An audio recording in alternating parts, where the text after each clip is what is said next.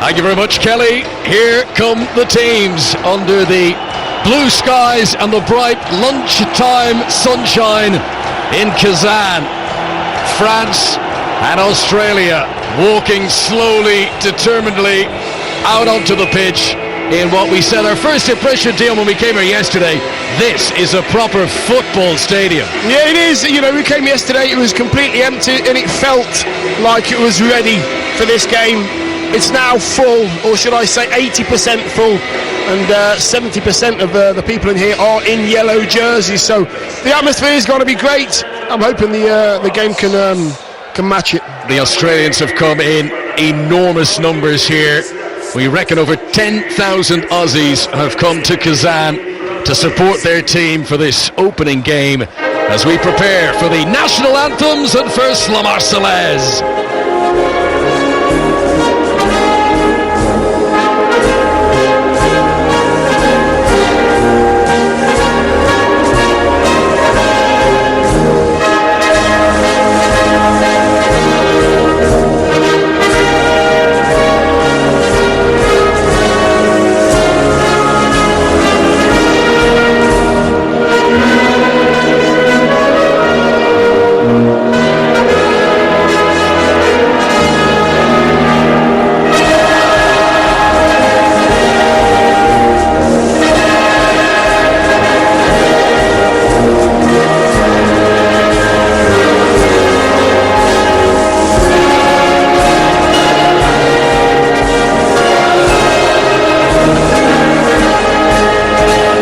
This is 5 Live Sport for the BBC. We are live in Kazan ahead of France against Australia. Now it's time for Advance Australia Fair. Государственный гимн Австралии.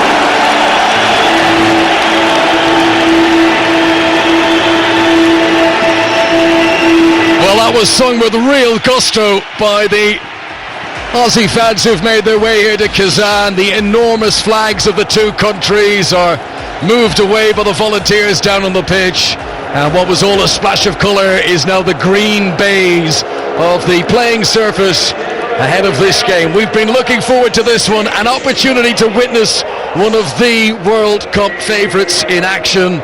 France have got the youngest team in the tournament, and this is how they line up for this opener. We know Hugo Lloris, his 99th cap, the Tottenham goalkeeper. Benjamin Pavard is at right back, the Stuttgart defender. Then it's Real Madrid and Barcelona in the centre, Varane and Umtiti, with Luca Hernandez of Atletico Madrid at left back. Three in midfield, Corentin Tolisso of Bayern Munich, N'Golo Kante of Chelsea, Paul Pogba of Manchester United, who 4 years ago was voted the best young player at the World Cup in Brazil. Can he step up now and take a more senior central stage? Up front, frightening quality. Dembele, Mbappe and Griezmann. For Australia, Matt Ryan of Brighton is the goalkeeper. Josh Risden, Trent Sainsbury, Mark Milligan and Aziz Bekic are the defence. In midfield, they've gone for two holding players. Mila Jedinak of Aston Villa, Aaron Moy of Huddersfield, with Matthew Leckie, Celtic's Tom Rodic, Robbie Cruz, they're an attacking three, and Andrew Nabut, who plays his club football in Japan. He is the striker up front, but how defensive will Australia be, Dion? I believe they have to start this game, and I don't normally say this, Connor. I'm normally attacking thoughts always at the forefront of my mind, but on this occasion they're playing against France. There is so much pace up front for France that I do believe that Moy and Jedinak will sit just for the first 15-20 minutes, see how it goes, ride the storm, and then go from there, because they won't have the ball for a lot of this game. I think France will have the ball for 60-70%. Patience for Australia. Don't lose your shape. Concentration. 1 o'clock lunchtime here in Russia, 11 a.m. at home, and we are ready for France against Australia. The captains have had the toss with the referee. They are changing ends. France are going to kick off from right to left. And I'm delighted to say it's not always the case, but they're both wearing their traditional colours. It's the blue of France against the yellow of Australia. I was saying to you before, Dale, there's something blue and yellow I always associate with the World Cup. Kind of makes me think of Brazil, Italy in the 1970 final. These are proper World Cup colours. It looks good. It looks good. Everybody, Australia there just having a huddle, having a chat. Last little bit of instruction to each other. Make sure you do your jobs. They're out now. They've sprung out, and they are going to kick off. At the last tournament, the European Championships, that was only 2 years ago, France were the hosts.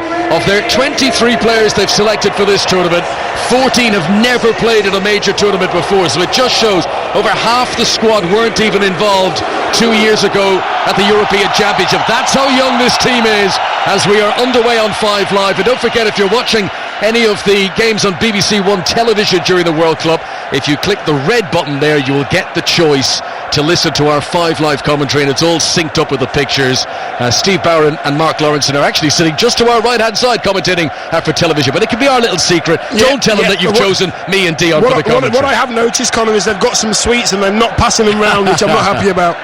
Jumping in defence is Raphael Varane for France, controlling it down to Benjamin Pavard, and then it's back to Lloris, the goalkeeper, who slightly skews his clearance. I think it's going to come back into the French penalty area, but covered by Samuel Umtiti, and a much more comfortable collection of the ball there for Hugo Lloris. Beautiful weather here, the sun blazing down, but it's not too warm. There's a fresh little breeze keeping everyone cool, and actually the temperatures do dip when you're in the shade here in Kazan. France playing from right to left as we look down. Possession on the edge of the French penalty area, and Australia sitting in deep and saying to the French, right, come on, come at us and try and break us down, as Pogba gets a touch near the halfway line. Back to Umtiti, and to the right hand side Raphael Varane, who won his 4th Champions League winners medal last month. And on to the right hand side, Pavard in field to Tolisso, Bayern Munich, who signed him from Lyon last year. He was the Bundesliga's most expensive import. They paid over €40 million for him. France trying to get it forward to Mbappe. Oh, what pace! He's onto it in the penalty area. He shoots, and it's saved by Ryan, and out for a corner. Mbappe, I felt, had no right to get onto that through ball, but what acceleration! He created a chance out of very little. But that's what the French can do, Connor. They can pass. They can pass. It's like a dance. They go quick, quick, slow, slow, slow, quick. They know when to pick that pass out, and Mbappe's movement just off the inside shoulder of Milligan, and he lost him, got himself a shot. I love that from Mbappe, just a huge smile and a little wink there, and he's like, yeah, a few more balls like that please, as the ball is whipped in for the corner from the far side, and a header by Jedinak just about gets it outside of the penalty area. It'll trickle out for a throw in. France will remain on the attack on the left hand side. France 0, Australia 0. This is the first of 4 games of the World Cup today. We'll bring you all the best of the action here on 5 Live. Coming up later on, Argentina against Iceland. We get to see Messi in action for the first time. We've also got rugby commentary today just after 4 o'clock at home. South Africa against England. We'll bring you the second half of Peru against Denmark on 5 Live, and then Croatia against Nigeria is the evening kickoff this evening, as Pavard has possession on the far side for France. So the ball will be played across the field to Luca Hernandez, born in Marseille but raised in Madrid. His father was signed by Atletico Madrid. The whole family moved to France. Both he and his brother Theo, who plays for Real Madrid. There's much Spanish really in terms of how they speak and how their lifestyle has been as French, but here he is representing France at the World Cup. N'Golo Kante inside the centre circle, lays it off on the left hand side for Umtiti. France over the halfway line, the ball direct up towards Mbembe, and he's fouled from behind. Trent Sainsbury just nibbling away at the ankles. Free kick to France in what might just be a shooting position. Any comfortable possession For France there, you've got Hernandez and Pavard. They are absolutely bombing on, one down the left, one down the right. They're leaving the two centre-halves on their own because the Australians can't afford to leave anybody forward. So the two centre-halves have got no work to do whatsoever when French are in possession, but the fullbacks are so high, trying to overload the Australians' fullbacks. Now Paul Pogba has a deep interest in this free kick. He's come across, he's standing right over the ball, he's having a little chat with Griezmann. Look at them, they look cool, don't they? Sorry, Colin, they both look cool, hands on hips, having a nice chat, leaning in, a little bit of a whisper. They've got the strut about them, don't they? Pogba analyses the options, his eyes just beaming one edge, maybe the right top corner, maybe the left top corner. This is a free kick that would appear to suit a right-footed taker. Griezmann is there as well, but Pogba's giving this every consideration. Here he comes, Pogba on target, saved by the goalkeeper. It didn't go to a top corner, it was straight down the middle. Yeah, pretty tame that one. Matt Ryan has had to deal with a lot worse than that home in England, but no, Paul Pogba's just getting his sights in. Ball is played by Moy, forward for Australia. Too much on it though, ahead of Robbie Cruz, who plays in Germany, with Bochum, and that goes out of play down by the corner flag. It'll be a throw into France, left full-back position for them. Just watching Jedinak there, they're just trying to play a ball into the right back position of France, and Jedinak, as soon as it went out for a throw-in to France, I could see him waving his team forward, stay forward, keep them in the corner, don't let them out, and that's exactly what they've done, and got a throw in on the left-hand side. France 0, Australia 0. Australia with possession. Up from left back is Behic, who plays in Turkey with Bursaspor.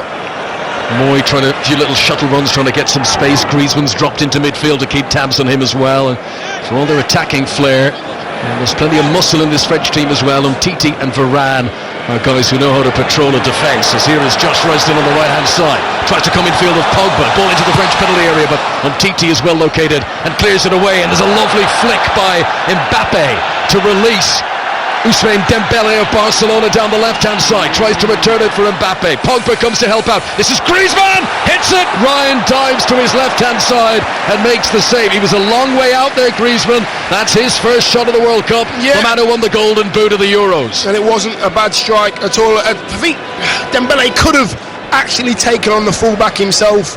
Mbappe makes a great run, but I don't think he was making the run to get the ball. He was making the run to make some space for Dembele to have a little bit of a jink on his own. I think he may have chose the wrong decision. France 0, Australia 0 in the sunshine in Kazan on 5 Live as the ball goes out of play on the far side. Don't forget, 5 Live's World Cup Daily podcast is out every morning throughout the tournament, presented by Mark Chapman and Kelly Cates. The latest episode has got an interview with Paul Pogba, who we are watching in action here. But that's perfect for your morning commute. Get up to date with everything that's happened to the World Cup every morning on your way into work. As Varane controls the ball 15 yards inside his own half, gives it to Samuel Umtiti on the left-hand side. Good ball towards Dembele there, who couldn't quite control it, and then a crunching tackle comes in from Matthew Leckie. And the referee, I think, would have given a free kick there had France not had possession anyway. He's allowed advantage to continue. Corentin Tolisso, good ball into the midfield to Paul Pogba, onto the left-hand side to Hernandez, who's well up the pitch from left back. He cuts in field of Brisbane, and then he's taken down, and another attacking free kick for the French. And I'll tell you what, Australia getting stuck in with these early tackles. You know, you've got to use your strengths. One of Australia's strengths is get close to your opponent. Make sure that there's physical contact when they're on the ball. Don't allow them to get their head up. They know that the French team have got a lot of quality, so get close, keep their head down, make sure they can't pick a pass. Unfortunately, at the moment, Kante's taken up a position where the Australians can't mark him. This time it's Mbappe who's come across, the 19-year-old on his 16th cap for France already. Standing over this free kick just outside the penalty area, left-hand side. It's not a shooting position, but Australia have erected a two-man wall anyway. Matt Ryan is taking no chances. Mbappe waits for the signal from the referee. He's got 6 teammates in the box waiting for it. Floated in, flicked on by Griezmann and saved again by Ryan. That's 3 shots on target France have had. They've all been in or around close to the goalkeeper. Yeah, it wasn't a very good free kick at all. Griezmann did get into the goalkeeper's eye line, couldn't flick it on. It was comfortable for Ryan in the end, but that's their strength. Australia trying to get organised, make sure you've got players behind the ball. When the French get the ball, make sure you've got a sea of yellow. How do you get by us? What are you going to do? Certainly a sea of yellow supporting their team in the stands here in Kazan.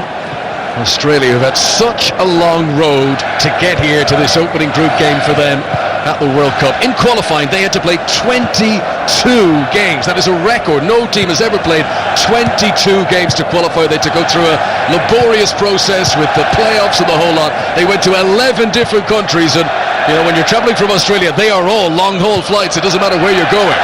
Australia come forward down the right-hand side. Risdon has been caught in a tight corner, but he manages to wriggle away from Pogba. Jedinak plays it forward. Stretching was Robbie Cruz and can't get there, and Varane just nonchalantly taps it back to his goalkeeper Lloris, and France survive that particular Australia attack. And good pressing by Robbie Cruz doesn't allow Benjamin Pavard any room at right back, and he forces the ball out for a throw. They're patient, they're being patient at the moment. Australia, they're not going to have the ball for large parts of this game, but they have a game plan, and the game plan is to allow France to have the ball in their own final third. Anything in the middle third, they're going to go and squeeze. But if they go and squeeze, Jedinak and Moy are making sure that they do it together. Don't get picked off with a few triangles. Almost 10 minutes played. Griezmann jumps, wins the header, flicks it down, looking for a run. From Mbappe, I should say, but it couldn't get through to him. And then as Dembele collects possession, the referee blows the whistle, and that is a free kick to Australia. Got away with that, Jedinak. The ball just coming out of the Australian box, and Jedinak wanting more time than he had. The ball's on his right-hand side. On the left-hand side, he's just starting to get closed down, and he just got nudged on his left shoulder, nudged him over slightly, put him off balance, and he got the free kick. I don't think it was. N'Golo Kante does what he does best, nips in, makes an interception, puts the ball out of play. Bert van Marwijk, the Dutch coach who brought the Netherlands to the World Cup final in 2010. He's the Australia coach. He's only been in the job a wet week. He's had 4 friendlies. That's all he's had to prepare his team. By contrast, Didier Deschamps has been in charge of France for 6 years now, as the ball is played forward from deep by Mark Milligan towards the edge of the French penalty area. Well controlled down there by Varane. Pavard will play it up to the halfway line. Chance to turn by Dembele, trying to roll it in front of Mbappe, and good covering across the right back. Josh Risdon came across, managed to cover Mbappe in the centre, and Australia clear it away on the far side. 0-0. When you've got that kind of pace, you've got to put it in front of Mbappe. Cruz attempts to run onto a through ball there where he was pulled back, and the referee gives a free kick to Australia in an attacking position. Moy's going to wander over to take it. It's left-hand side, but this is a good platform here to try and set up an early chance for the Aussies. Yeah, get Milligan in the box, get Sainsbury in the 2 centre-halves, get them in the box, make sure there's quality coming in as well. I think it's going to be Alan Moy taking it. It will be an in-swinger with his right foot as he's on the left-hand side. But we'll see. Look at the Australians. They're piling in there. Yeah, they only know. Leaving one outside the box as well. This is clearly their tactic. You know, when we get an attacking free kick, let's just throw the kitchen sink at it. They're all up there. And that means that France have to bring them all back to try and defend it. Aaron Moy, who created 50 chances this season for Huddersfield, twice as many as any of his teammates in the Premier League. Can he do it now on the World Cup stage? Again, he's got to wait for the referee's taking a lot of time ahead of all these free kicks. He wants no pushing and shoving in the penalty area. Here comes Moy's delivery, right footed, good trajectory, and the header by Matthew Leckie is off target, but that will count as Australia's first chance in the World Cup. Yeah, it will, and you know what? They may not get many chances this World Cup, but I believe if they get into those final thirds, that's all they'll be looking to do. Maybe slow it down, pick a pass, get the ball into the danger zone, get the 2 centre-halves up, get Jedinak in there as well, get themselves a goal through physicality. Tolisso in midfield, onto Pogba, who's got the bright yellow boots, and you have to say, by his standard, his haircut is very non-nonsense. He's just gone for the short back and sides, no drama, no artistry. This is a haircut that suggests to me, do you know what, for once the football's more important than the style. Exactly, maybe it's all about how good am I as a player on this world stage. I don't want people looking at me, at my app, or my hair, or my cuts and slices and twists in my hair. But yeah, get your head down, Paul Pogba. You've got all the quality in the world, young man. Let's have a look at it. Okay, look at Hernandez. Has been hacked down by Matthew Leckie, and Leckie, the Australian right winger, is the first player to be booked in the game. So a yellow card for him. 0-0 between France and Australia here in Kazan, the World Cup on BBC Radio 5 Live. So a chance for France now to pile the bodies forward, and Big Titi is up there, and Varane is up there. And here comes the delivery from Antoine Griezmann. Left foot, another good ball in. Australia under pressure, and Moy heads it over the top of his own crossbar, and that is a corner to France. Yeah, that's relatively tame from Griezmann there. He didn't really put a lot of pace on it. Just left it in an area where he hoped his France teammates would be. I'm just looking at Kante. He's the only player in the middle third of the pitch. He looks like a mascot, he's that small. Here comes the corner. Whipped in towards the near post, headed away first by Cruz. Australia haven't fully cleared this away yet. There's a header on in there by Behic. And again, France close to winning the ball back on the edge of the Aussie penalty area. They will do. A little bit further out towards the touchline on the far side now. Good work by Benjamin Pavard, his 7th cap for France. Djibril Sidibe was the first choice right back all through qualifying. He is in the squad, but he misses out on this game because of a slight knee injury. The ball just trickles through to Matt Ryan, the Australian goalkeeper, wearing a steel grey down there, and a strong header by Hernandez to beat Leckie in the air, but France get it back again, and this is Pogba, 15 yards into the Australian half, tries to dink it through again for Mbappe, and it just runs away from the Paris Saint-Germain teenager and through to the Australian goalkeeper Ryan once again. I was just watching Paul Pogba there. He got the loose ball on the right-hand side for France. He just wanted to play a quick 1-2 with Mbappe. He played the 1-2 to Mbappe. It got to Mbappe's feet. He tried to turn, and Jedinak was there. He stood firm and didn't allow Paul Pogba to get in behind for the return pass. So there's going to be a lot of physical play here from Australia. Aziz Behic comes forward down the left-hand side for Australia. Back in field to Trent Sainsbury. 36th cap for him, the man who plays in Switzerland with Grasshopper Zurich. Possession back once again and rolls it to the left to Behic. And Australia just trying to hold on to the ball around the halfway line, and from that location Sainsbury rolls it to the goalkeeper Ryan, and between the three of them, Milligan, Sainsbury and Ryan, they just triangulate the passes, and I think they're trying to invite the French onto them a little bit here to then maybe create some space in around the back. Milligan gives it short into midfield to the bald-headed Moy. Back out to Aziz Behic on the left-hand side. This is the most sustained period of possession Australia have had in the game. 15 minutes played, 0-0 in the sunshine in Kazan. It's a very high lunchtime sun as well. The shadows from the players doesn't really stretch long. It's just a little imprint around their feet as Australia take a throw in quickly on the far side, but there's a heavy touch by Behic. That was unfortunate for him. There was a chance there to catch France cold. As it is, the second throw in is taken to Jedinak, and now on to Moy, and Australia holding on to possession here inside the French half. Behic gets it again. It's Mbappe who comes to try and close him down. He swivels and plays it on towards Robbie Cruz, and a foul is committed by Pavard, and Australia get another attacking free kick. You know, they'll do that. The French will just sit in and allow the Australian two centre-halves to have the ball, Milligan and Sainsbury, just to say to them, go on then, we'll pick a pass. What can you do to hurt us? They can't do anything. The French go into a 4-4-1-1, and they're saying to us, well, play round us then, play round us. Look at the big lads. Land of the Giants in there for the Australians. Absolutely. Big men from down under await the free kick. Aaron Moy just brushes some sweat off his forehead. And again, this considered approach of the referee, where before every set piece he's almost separating everyone in the penalty area. He wants no pushing and shoving. Here comes the ball in. Oh, there's an attempted flick on by Leckie, and it almost goes in, and at the back post Sainsbury wasn't able to apply the touch. Lloris called into action.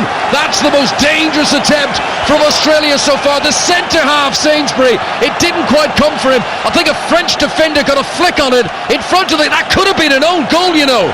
Corrington Tolisso almost put that into his own net, and Lloris had to scramble across and make the save. I'm not sure if it was a French player or if it was Leckie. Leckie it was right on the front post. He got a flick on, and I'm sure that Sainsbury got a touch as well. The keeper made an unbelievable save. Unbelievable stretch by Hugo Lloris to keep it out. On average, he's kept roughly a clean sheet every other international game in the past. This is his 99th cap. Moy swings in the corner. N'Golo Kante, probably the smallest man on the field, is the one who jumps and heads it away. And then when it bobbles on the edge of the D, there's a push on a French defender, and that will be a free kick to France. But that was an early scare for France. Sainsbury was stretching.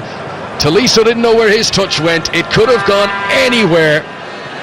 And not only did Lloris save it, he pushed it away from danger. Yeah. Anywhere else, Sainsbury would have followed up again. Yeah, and you know what? That's what the Australians have got to do. Get quality into the box. Make sure the delivery is where it wants to go, where it should go, anywhere near your players, and I feel Australia have got a chance of maybe nicking a goal, a scruffy goal albeit, but they could get themselves a goal like that. By the way, if you're an Australian sports fan, I have no idea what you're doing at the moment, because Australia are playing France here in the World Cup. Australia's rugby team are playing Ireland in rugby at the moment, and Jonathan Overend in Cardiff. Yes, they're playing cricket here at Sophia Gardens. They're in the field after winning the toss, playing in light drizzle here in Cardiff at the moment, Connor. England have started solidly, 21 without loss. Johnny Bairstow in fire nick, 3 early boundaries for him. He's on 15. Jason Roy has 6. We're in the 5th over. Thank you very much, Jonathan. Commentary of the cricket available right now on 5 Live Sports Extra, our sister station. And mentioning that rugby down under, it's Australia 7, Ireland 7 in the early stages there. But here, Group C of the 2018 World Cup on the BBC. Day 3 already, Dion, it's flying. France 0, Australia 0. It is flying, yes, and our second game in, and the noise is good, the atmosphere is good. We've had an unbelievable first game with the Russia game 5-0, which was superb. Love that. And this one is just going to be turning out to be the same. I can sense it. Free kick to France while Australia were on the attack, and the Aussies aren't really happy about it. Corentin Tolisso went down 15 yards outside his own penalty area. Jedinak is over giving it the come on mate, and the referee says it was a free kick. He was jumping with Jedinak.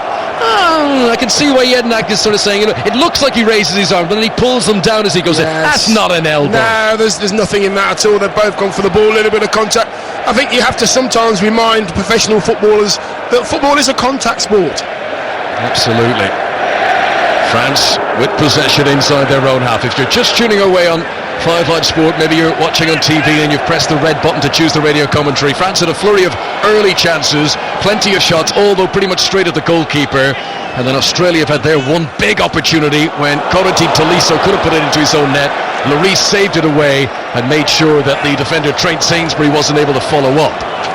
0-0 it remains. There's Andrew Nabout, the big striker who plays his club football in Japan, tries to get a little nibble on the ball up front, but he's not able to get possession. France will clear it away. Big clearance down the field as well. This is Moy. Aaron Moy, once of Manchester City, never made the breakthrough into the first team there. Sent out on loan to Huddersfield, who've now made that move permanent. Trent Sainsbury, right-footed, short into midfield to the man with the captain's armband on. Mili Jedinak. Had been plenty of suggestion that he might have been dropped for this game, but he's held on to his position as Aziz Behich comes forward down the left-hand side. He's got Robbie Cruz ahead of him. Australia hoping to get the Celtic player Tom Rogic into the game a little bit more. He's just hovering behind the central striker Nabout. Here is Risdon on the right-hand side. Australia doing well to hold on to possession. Just as I say that, in nips Hernandez to win it back briefly for France, but then cheers from the Aussie fans as the team in goal get it back once more. Yeah, they've got to be careful in possession, Australia, because when they do lose the ball, albeit in the middle third, they're leaving Mbappe up on his own with de Griezmann, and if they do get it back, they're going to be really struggling with the pace of those two players. 0-0. Australia in possession. Robbie Cruz back to Aaron Moy. Now on to Sainsbury just inside his own half. Plays it direct, right-footed. Umtiti will win those headers all day long outside his own penalty area. And it falls here for Dembele, who's lightning fast. Look at him go down the left wing. 30, 40 yards. Sainsbury comes across, tackles him to the ground. Well, I thought that was a shove. The referee has said fair challenge, and he said that was okay, and he's given it just a goal kick. I don't know how he's got away with that. I don't know how Sainsbury, because he's on his way. He's gone. He's knocked it past him. Dembele is. I know. I can see Deschamps there. We're just looking at the replay there, and it says Deschamps there with his arms out as if to say, "You can't be serious." I thought that was going to be a yellow card. I thought that was absolute cynical. I am stopped. You were going no further. I'm bringing you down. And he knew Sainsbury's knew what he was going out there to do. He wasn't going out there to contest the ball. He was going out there to stop Dembele getting any further. First chance though we've seen of the Barcelona player Ousmane Dembele running with the ball at his feet. I'll tell you what, he has got some gas as referee blows the whistle and play is brought to a halt inside the French half, and I think it's going to be a free kick to the French. I'm not quite sure what that is all about, but Deschamps was furious there that was not a free kick for Dembele. 0-0 here between France and Australia.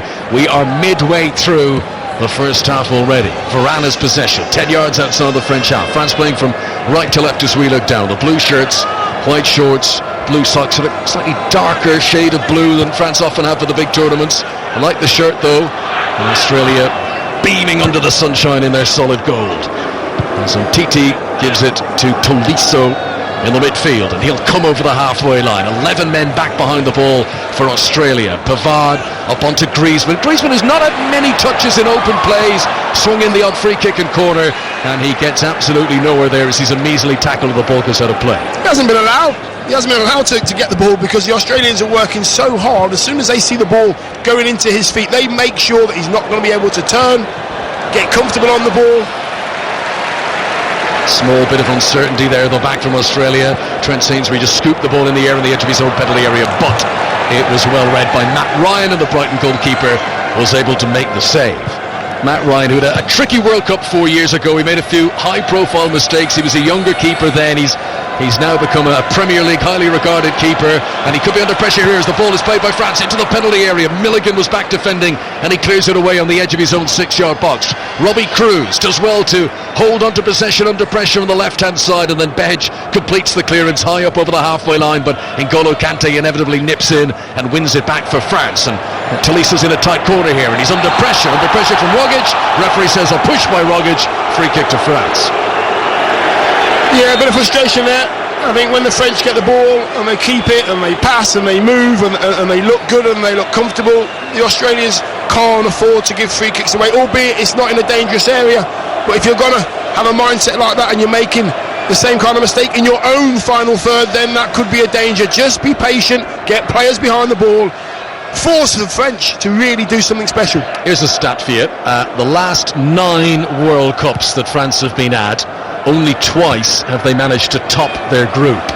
They can sometimes be slow starters at a World Cup and pick up pace as it goes into the knockout stages. As here Dembele plays it forward. Oh, that's a lovely little round the world move by Mbappe, but he couldn't quite get on the final touch of it. Had a chance here for a counter-attack by Australia, but try as he might, Nabout wasn't able to shrug off Pogba, and the ball goes out for a throw in. Australia wanted to be an Aussie throw. The referee says it will be for France. It just goes to show that the Australians are making sure that, you know, he was going no, or should I say the French are making sure that Nabout was going no further.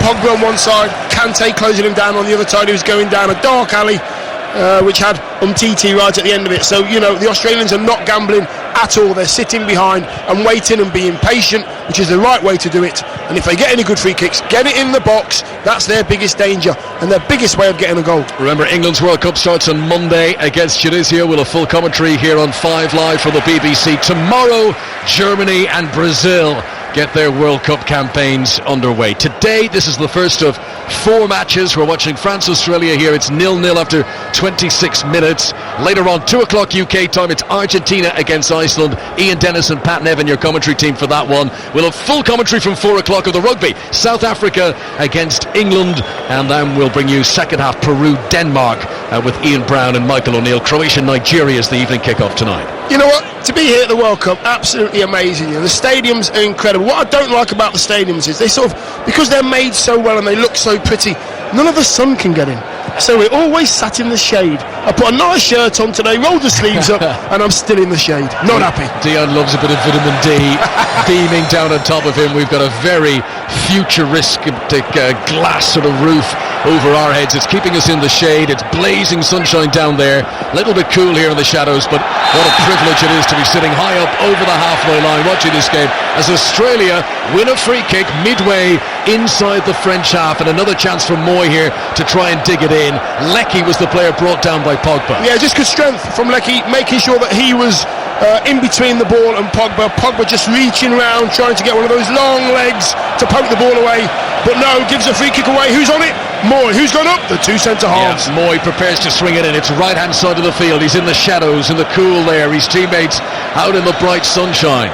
France holding an offside line along the edge of the penalty area. Again, the referee, who's from Uruguay, is almost going around chaperoning everyone.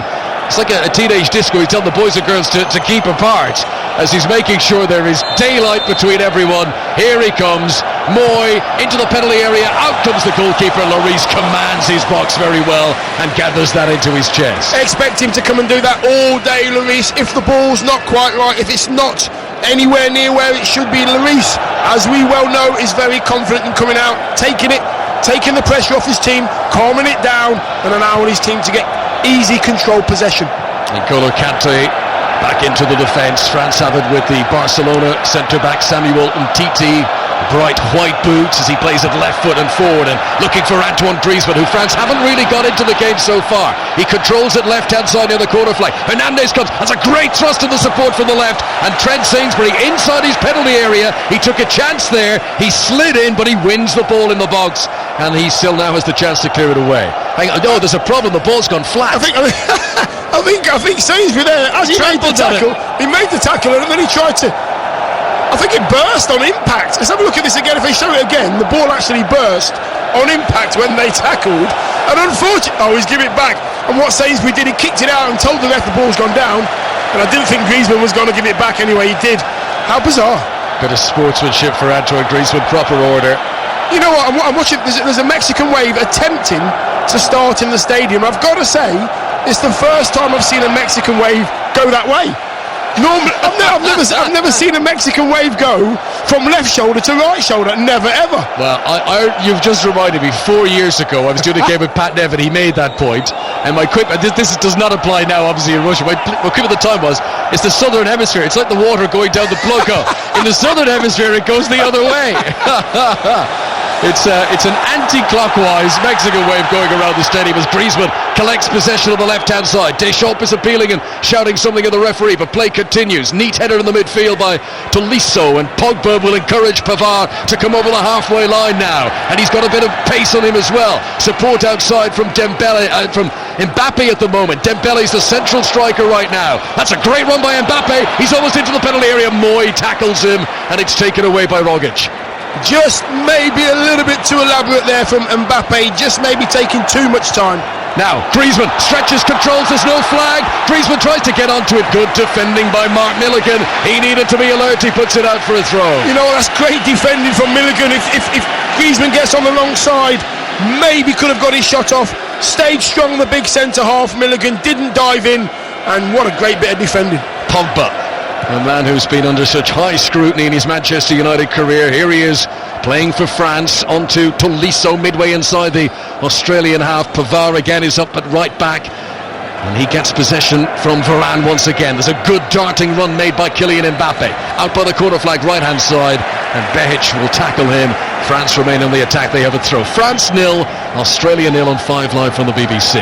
No, I think they've got to be careful. The French don't overplay in the final third. Keep the ball moving. They move the ball so quickly when they want to. They get into great positions, and when they get to the final third, they slightly over-elaborate. If they keep that passing going and they move quickly, those little triangle passes, they'll get in behind this Australian side and they'll create more chances. Don't forget, if you're watching this game on BBC television, you can click the red button and you can choose to listen to the 5 Live commentary. That applies to all games on BBC, live games on BBC television over the course of the World Cup. You can also do that feature on the BBC Sport website, along with all the text commentary and the various other bits and bobs that they produce for you on there. Here come France as Tolisso tried to roll it into the penalty area for Dembele. Good defending by Australia. Chance for an Australian counter-attack here. Lecky's got lots of pace and they get it to him on the right-hand side, but good defending by Lucas Hernandez, and then back into the midfield and Trent Sainsbury once again. So 0-0 here between France and Australia. Over half an hour played. Let's nip back to the cricket. England-Australia, second one-day international. Jonathan Overend. In here, England 57 without loss, and we're in the 8th over. Bairstow is already on 38. Jason Roy playing second fiddle on 19. Kane Richardson went for 19 in 1 over a few minutes ago, including a brilliant 6 from Bairstow over long off. England 57 without loss. We're in the 8th. So that's the score for Australia in the cricket. Here in the football, 0-0 against France. And in the rugby, Australia 7, Ireland 16. Here come France. Hernandez in the penalty area, drills it low across the edge of the 6-yard box and cleared away by Mark Milligan high up over his own crossbar. He had to be careful. That could have gone anywhere. France corner. Yeah, if Milligan's not clearing that, that's going towards the far post. Either the keeper's going to get it, or there was a French player on the far post. It might even have been Pavard coming in there, could have tapped it in for a 1-0 start, but no. I think the ball's something wrong with the ball again here. Another ball coming on. Third ball now they've been using. That's not a great advert for the ball manufacturers. We've another problem with the ball here in Kazan, but plenty of spares available, and France now ready to take this corner kick. Let's look back at stats. In recent World Cups, they scored a lot of goals from free kicks, France, but that, from set pieces, I should say, Dembele's corner on this occasion is floated in too close to the goalkeeper. Matt Ryan makes the save. Ousmane Dembele, who has made quite an impact, first at Dortmund, then through to Barcelona. Remember, he scored that excellent goal for Barcelona against Chelsea in the Champions League this season. And here he is starting for France in their opening game of the World Cup, 0-0 at the moment against Australia. Pogba stretches in the centre circle, gets it back to Varane, and then high and hopeful forward and headed away by Josh Risdon. France looking to get it back again. They would have done, but Hernandez happy for it to go out and play, knowing it would be a French throw. Now, in other news, Andy Murray has confirmed he will play at Queen's in the tennis next week. That's breaking news on 5 Live Sport. More detail of that, I'm sure, coming up at half-time with Kelly Cates, who's in Red Square in Moscow. We've got 11 minutes remaining in this first half. Matthew Leckie plays the ball forward. He's looking for the centre forward, Andrew Naboud. He's not been brought into the game at all so far. Back to the goalkeeper, Lloris, who plays it out into the sunshine and into the space for Benjamin Pavard on the right-hand side. Naboud is getting support from Tom Rogic up front, but in terms of presence, but those two haven't combined with that many passes in this first half so far. Umtiti onto Luca Hernandez, the Atletico Madrid left back. Pogba gets a touch in midfield. N'Golo Kante. It's a French team that's just brimming with talent, but can they gel here on the big stage as Mbappe gets a touch? That's a neat ball back to Tolisso with plenty of room for Pavard on the right-hand side. France need to get numbers into the penalty area if they're going to cross it from here. Tolisso back to Pavard. Mbappe's waiting patiently in the middle. Griezmann has come to join them, but France for the moment holding on to it in the midfield, and in fact they turn and give it all the way back to Varane. And now a change of direction. High, swooping crossfield ball that's easily intercepted by Leckie, who cushion-headed it down to the goalkeeper Ryan. That's you know what, it might be very boring to watch, but the Australians are just sitting in there making the French think, what can we do? How can we break this team down? Let's get them out, let's get them trying to squeeze us and pick them off, but it's patient, it's the way to go. And as Leckie headed that back, I thought to myself, let me just give Connor a stat. Let me get back to Connor with a stat here. The stat: Leckie, the header, the guy who cleared the header back to his keeper, he is the fastest player in the Bundesliga. Now, he wasn't as quick as me, but he's pretty quick. Go on, how quick is he? Well, you know, he clocked up miles. He clocked up 35k in one game. Wow. There is a wicket in Cardiff. Jonathan Overend. Johnny Bairstow is out for a quick fire 42, caught behind by Tim Payne, the Australian captain, off the bowling of Kane Richardson. So England are 63 for 1. It's been a good start, but Bairstow was really getting going and will be frustrated not to get to at least 50. We are in the 9th over. England 63 for 1. France on the attack, but thwarted by an offside decision. And that is a free kick to Australia. 0-0 here with 10 minutes to go until the break. Dion Stat, Matthew Leckie, who plays with Hertha Berlin, ranked this season as the fastest player in the Bundesliga. But we're yet, you know, every time he's got it, it's been ball to feet defender behind him. How do Australia turn it around to get him facing the French goal? You know, I don't think it's that kind of game where they can afford to allow him to get too far forward.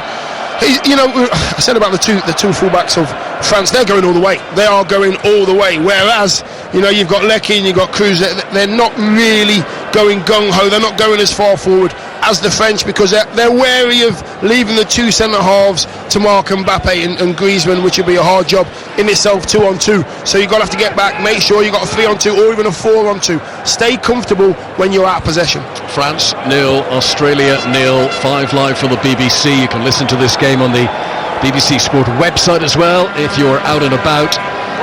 Possession for Australia as the ball is helped on there by Naboud out towards Risdon on the right hand side. Moy gathers it once more on the halfway line. Australia struggling to hold on to possession inside the French half. Pogba here nibbling away at the ankles of Naboud, but unable to knock him off the ball. Moy back to Sainsbury. Now the French press and Griezmann tries to pick a pocket, but The Aussies get it back to their goalkeeper Matt Ryan once again. This is Aziz Behich on the far side. First time ball, right-footed, high for Varane, who just cushion nods it down to Pavard. Forward by France towards Dembele. Good strong defending by Milligan to make sure he doesn't get there, and then Trent Sainsbury with like a Gary Owen in rugby, just pumps it high into the air up over the halfway line. There's a bit of head tennis, and at the end of all that, it's nodded back to the goalkeeper Ryan once again. I think Australia will be quite pleased with how this first half is panning out. Well, it's gone exactly how they want it to go. They've kept the ball when they've had it. They haven't really unlocked that French defence as yet. They're being patient. They're having to work to get the ball back. They haven't had a lot of possession, but I think the game plan so far is to keep it at 0-0, get some free kicks in the final third, and let's see what happens. Hernandez under pressure at the left back. He just hesitated for a moment. The boot came in and crunched into him, and that will be a free kick to France. Didier Deschamps up off his feet, gave a little French gesticulation, and then went and turned and sat down once again. If France were to win this World Cup, Didier Deschamps would become only the third person to win it as a player and a coach. Zagallo for Brazil did that. There's Beckenbauer did it for the Germans. Can Didier Deschamps join a very, very exclusive list of World Cup winners at both playing and managerial level? He's had a lot of time to tinker. He's had these 6 years in the job, and he's hoping he's got the balance right. He has gone for youth over experience, and here is Paul Pogba, still just 25 years of age. This is his 55th international cap. He sprays the ball high from right to left cross field, brings Luca Hernandez into things. Tolisso short to the diminutive N'Golo Kante.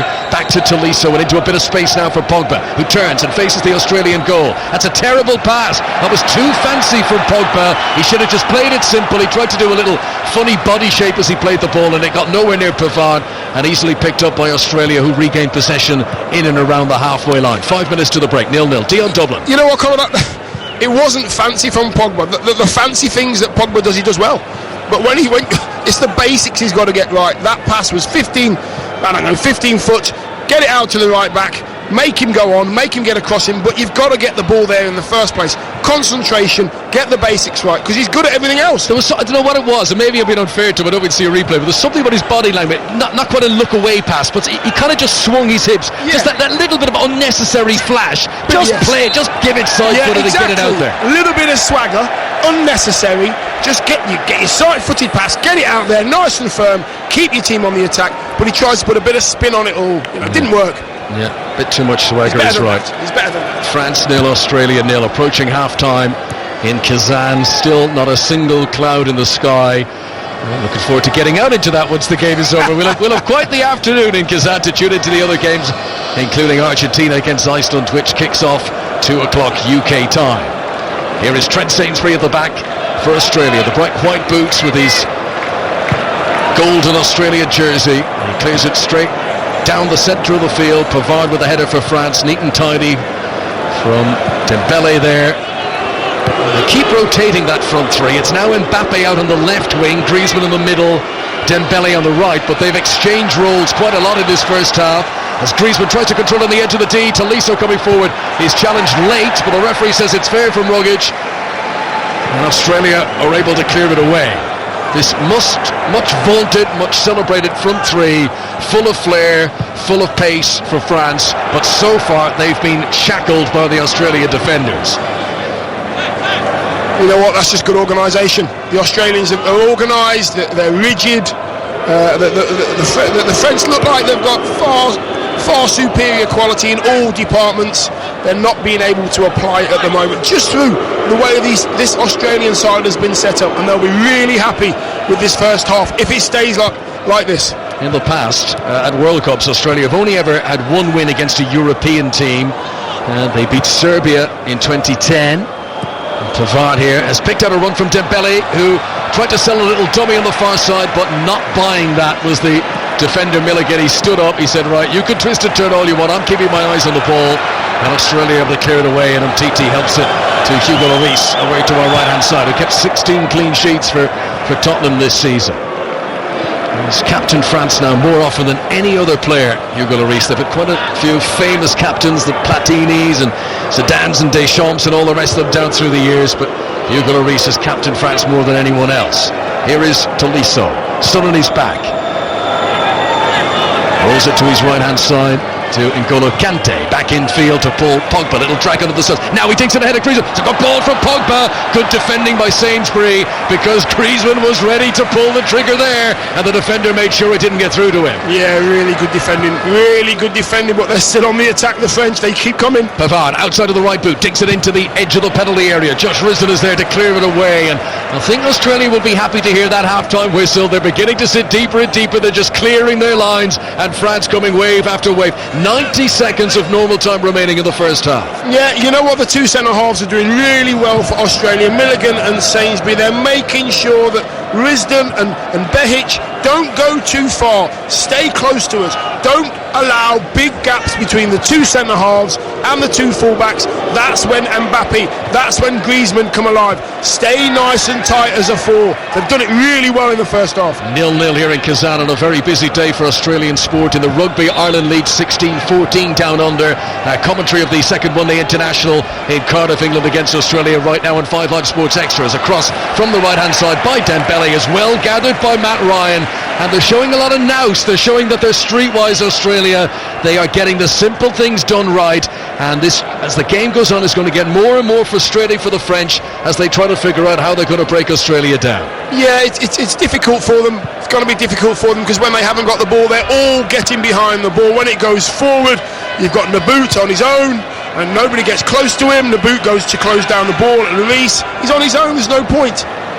Rogic sends it to the far side, to the left back Aziz Behic, who comes over the halfway line. He's got support from Jedinak inside him. Now Aaron Moy, a little bit of space inside the centre circle, a chance to turn and roll it to the feet of Celtic's Tom Rogic, a man who's often steps up on the big occasions for his club. He's played a lovely ball here, cross on the left-hand side. Leckie tries to get onto it left-footed, comes back to Behic, he strikes it, and it's off target. He went for the far top corner. He couldn't get the bend on it, but it's a good chance for Australia in the closing stages of this first half. Yeah, positive, very positive from the Australians. They couldn't clear it. The first one went into the box. The French couldn't get any distance on it, and it fell to the man that crossed it. He tried to just leave it in that top corner.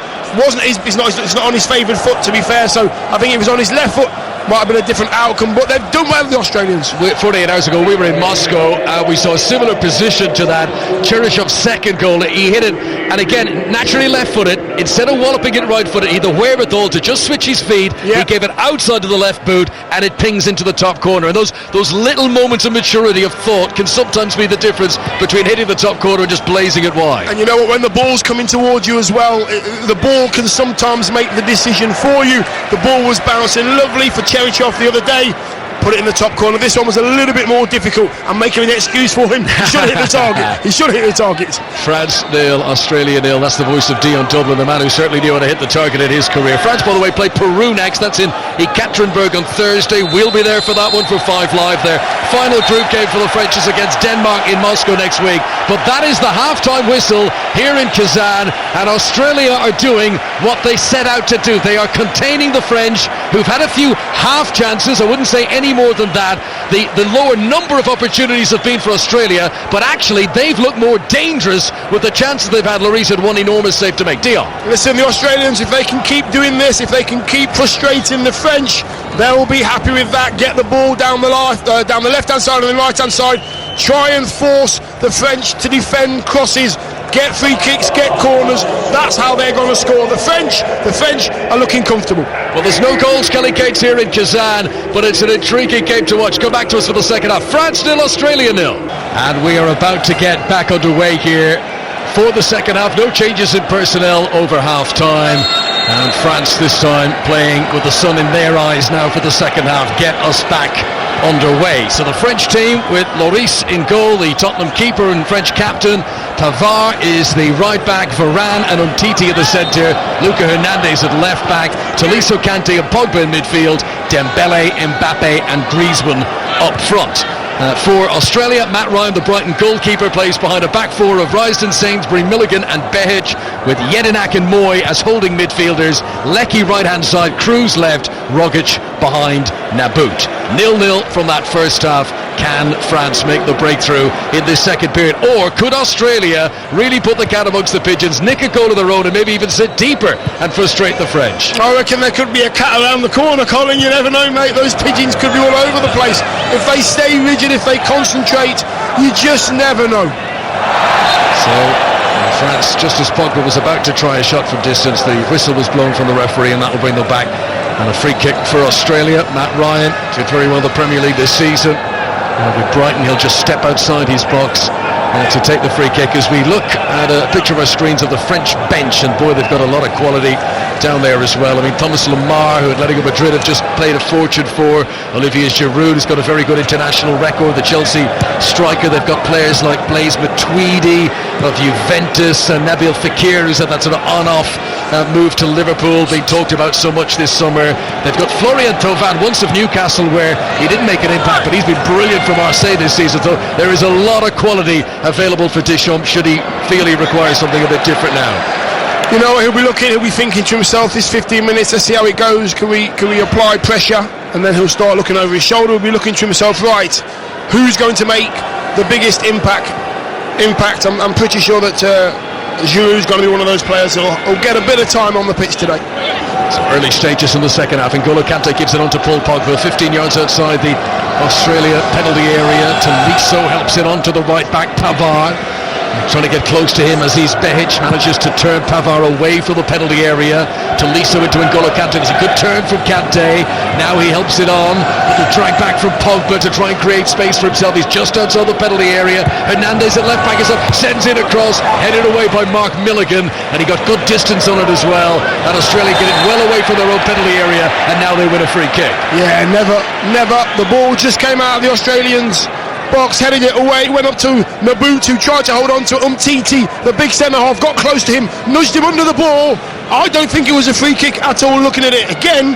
Well, the referee gives on Australia a free kick and the pressure's off for a few seconds. Olivier Giroud, who's wearing a bright white bandage wrapped around his forehead and around the back of his head. He's down amongst the substitutes, thinking about going for a warm-up jog for France, as this time the free kick is given by a foul from Lecky on Hernandez, and that will be a free kick to France and a chance for them to clear their lines on the far hand side of the pitch. Spectators coming back for the half-time refreshments, taking their seats. I know there was issues with the Egypt game yesterday, and there wasn't quite a full house. It's not 100% full here, but it's 95% full. It's a good crowd in Kazan. As we nick back to Cardiff for the latest of the cricket, from Jonathan Overend. 100 up for England, 101 for 1, brought up by a beautiful cover drive from Jason Roy, who's 38 not out. Alex Hales with him, 21. Bairstow the man to go for 42. We're in the 17th over. England 101 for 1. Thank you very much, Jonathan. By the way, the reason Giroud's got that bandage around his head, he had a clash of heads in the warm-up game against the USA last weekend. He had a 6-centimetre cut into his head, so they had quite literally patched him up to have him available to start this game here in Kazan on the French opener, or to be involved in this game. He doesn't start till he is on the bench. Hernandez plays the ball forward to Mbappe. Mbappe is now back out on the left wing for France. Griezmann a more central location. Dembele playing on the right-hand side. Those front three who keep interchanging, keep trying to wriggle and find a little bit of room, but Australia not allowing them any room so far. 0-0 in the second half. It's just hard work, Connor. It's just hard work. The manager would have said, listen, you've done great. You're 0-0 against the French, one of the tournament's favourites, and we're 0-0 45 minutes in. It is a really good, strong, determined performance so far. The only way, like I said before, it's going to be a bit of skill. One of these French superstars going to do something special. If they can keep defending as they are, the Australians, they might be okay. Pogba to Hernandez, who required treatment a moment ago, and he looked a bit sluggish there as he collected possession.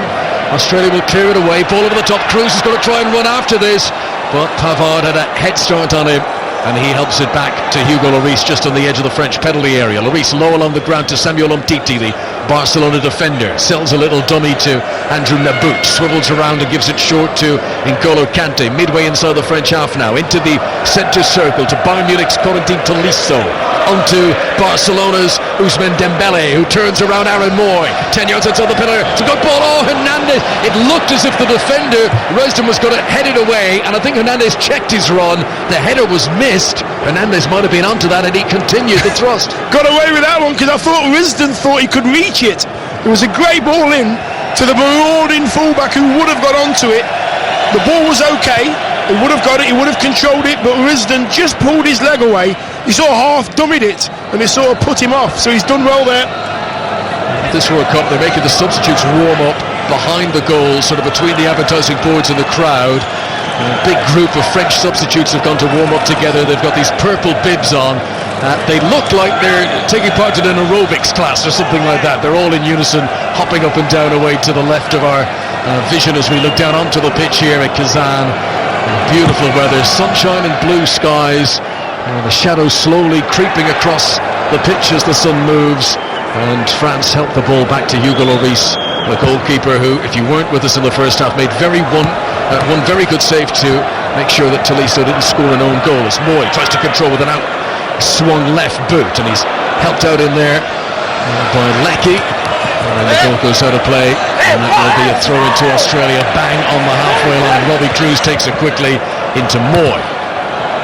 Behic back to Mark Milligan, who, like Tim Cahill, is in a World Cup squad for the 4th time, but he's been mostly a substitute. He's only played in one World Cup match before. He is in from the start here at the beginning of this tournament, and Tim Cahill, might he come on to play a big role in this game. Remember, hoping to score, not just play, but to score in a 4th different World Cup. What a career he's had, Tim Cahill.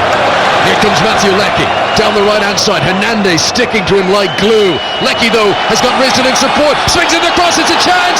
Oh, they just couldn't turn it in. Nabout, for a moment, looked to be onto it around the penalty spot. And France get it away. Just didn't commit enough men forward. That's a really good chance for the Aussies. A really good chance. The ball was good. See, when you're running in the box, everybody runs into the 6-yard box. He pulls it back, and there's no other player there at all. All the players have committed for that really difficult ball to defend against, which goes in that place we call the corridor of uncertainty. It was just behind that. No support play. That was a really good chance for the Australians. Varane did very well there, holding off Nabout and then calmly swivelling and passing the ball clear. 0-0 in Kazan. France 0, Australia 0. On 5 Live for the BBC at the 2018 World Cup as Mark Milligan puts the ball out of play. It's a France throw and they're keen to get on with it. Benjamin Pavard has come up from right back, throws it down to Tolisso, back out to Pavard. They're trying to play another 1-2 between the two of them, and the referee blows the whistle for a foul on Robbie Cruz, and that will be a free kick to Australia and a chance for them to clear their lines. 53 minutes in, Didier Deschamps would have hoped to be in front by now. Yes, and they've had half chances. The French, they could have done things better, they could have done things a little bit quicker, but I've been impressed with the 4 midfield players for Australia. Jedinak and Moy, very disciplined. Leckie and Cruz really getting through the kilometres up and down the left and right side of the pitch, really helping their team out. N'Golo Kante with a beautiful little manoeuvre there to get away from Aaron Moy, and he releases Pogba, and Griezmann could be in here. Antoine Griezmann goes down to the penalty area. The referee waits and waits, and I'm sure there's going to be all kinds of VAR viewings of this going on in the background.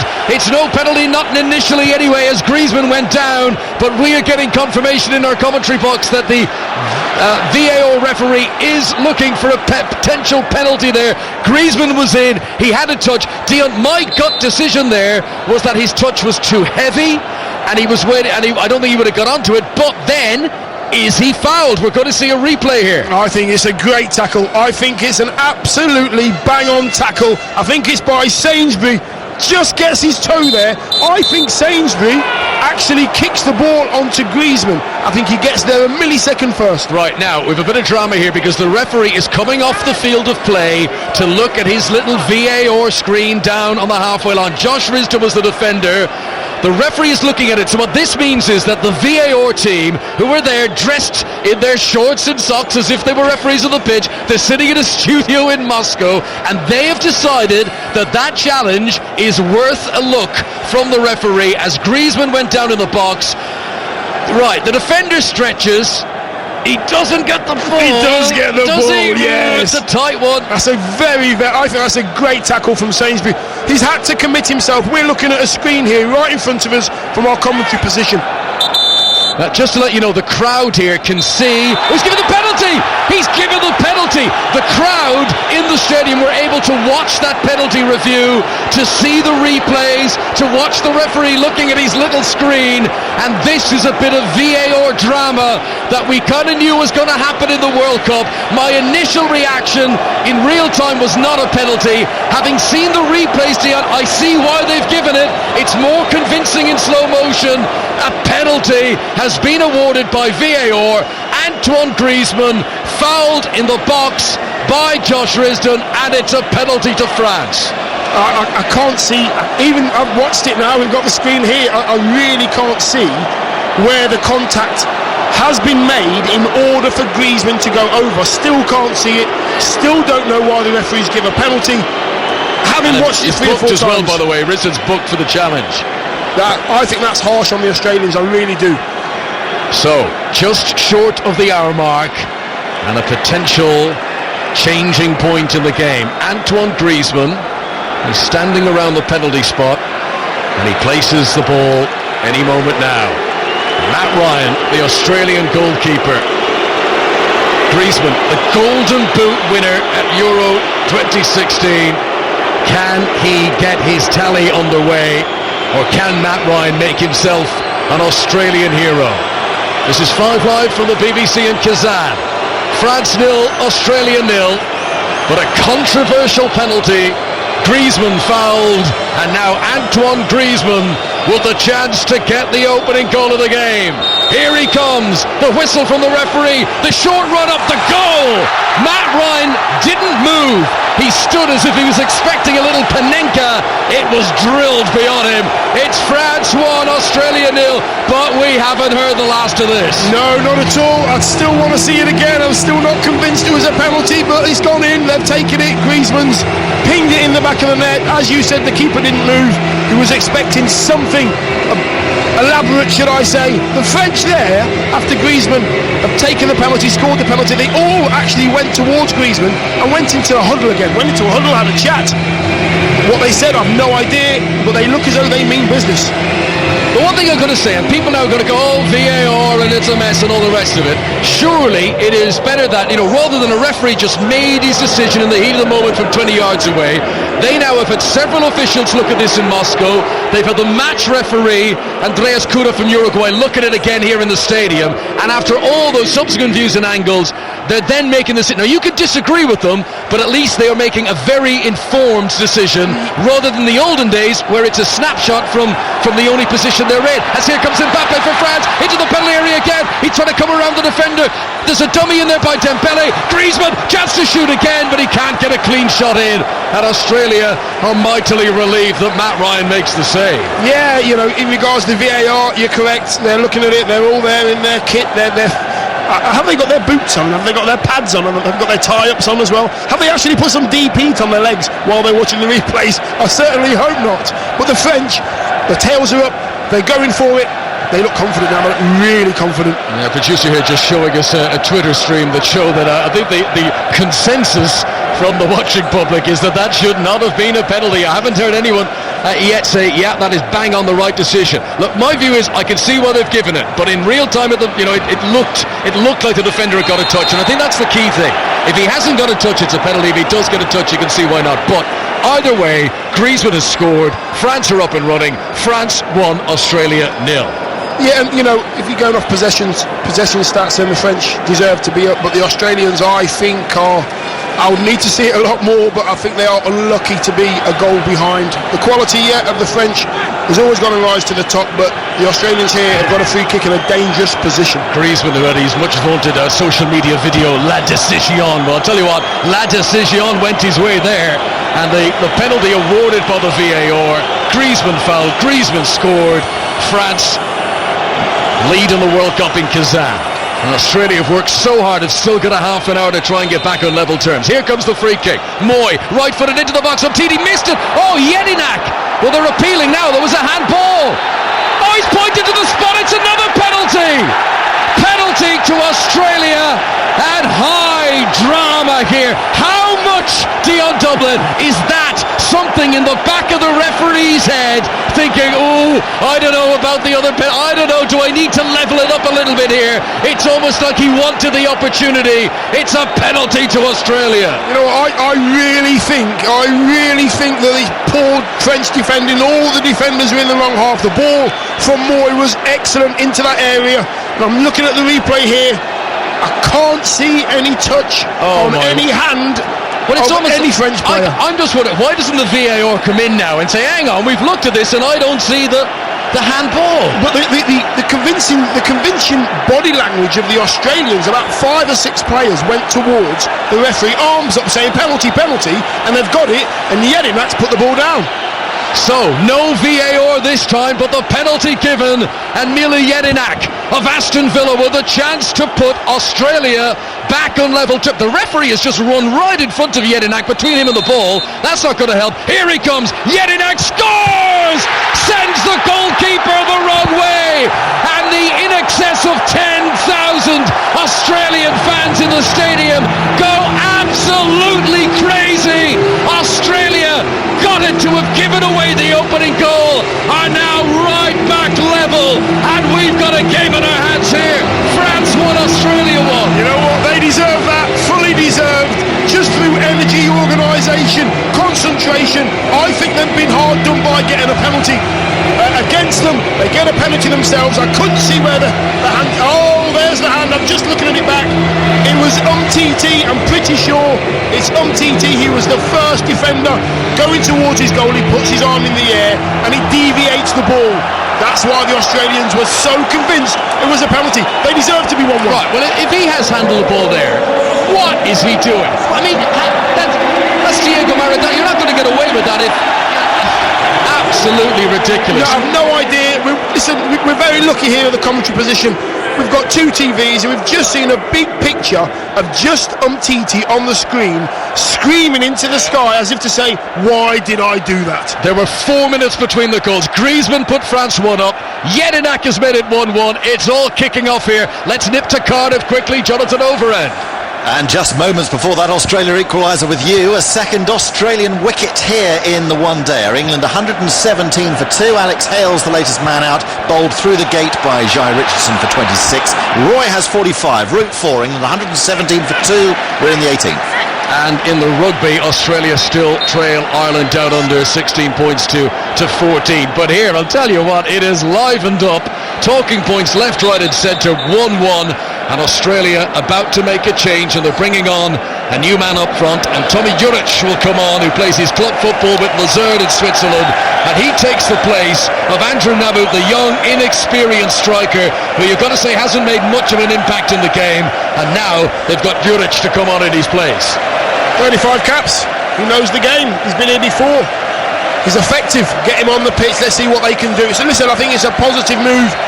They know that they really want to go for this now. They know that they can score goals. They know that they can make the defence of the French uncomfortable, get the ball in the box. He's a big old unit, as we say in England. He's a big old unit. Get the ball in the box to him. 1-1 it is. Still a long way to go. Just can't take your eyes off this. Griezmann plays it forward for France. Cut out by the defender Mark Milligan, neat and tidy into midfield to Behic. Milligan gets it back again, halfway line.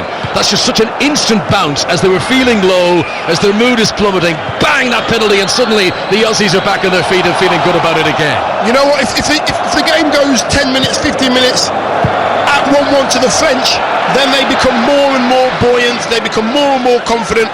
But the Australians have stuck at it, they really have, grit and determination. Still 25 minutes to play. 5 Live for the BBC. Australia 1-0 down, but back to 1-1. Griezmann with the penalty for France.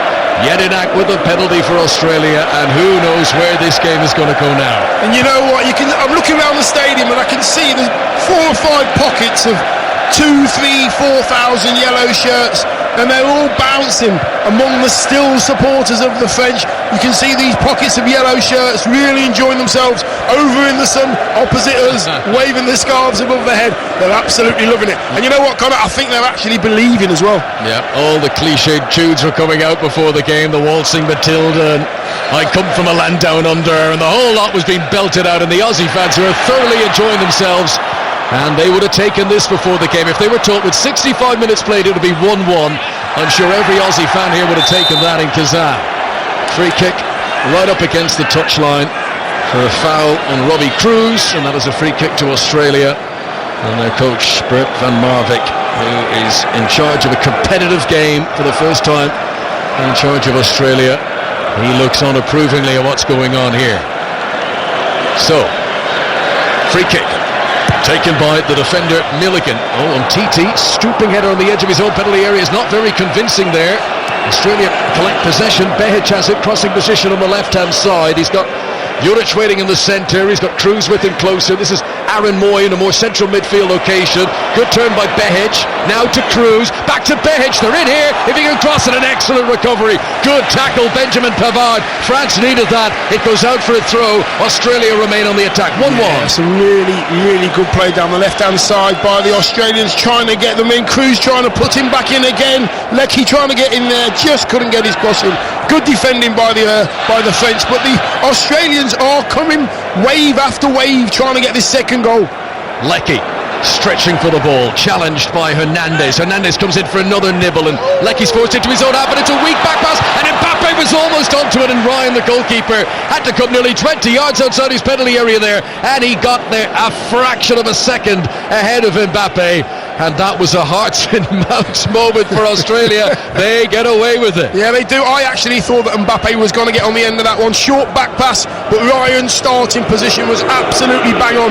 As we see many times now, when your team's in possession, the goalkeeper's more or less in the D, on the edge of the box, ready for anything that's coming through.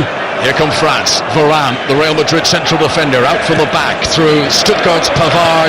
Varane continued his run, but out came Martin Milligan to put it out for a French throw, and they get on with it quickly. There is all sorts of movement down on the French bench. They're about to make a couple of changes. Giroud, it would appear, is coming on, certainly.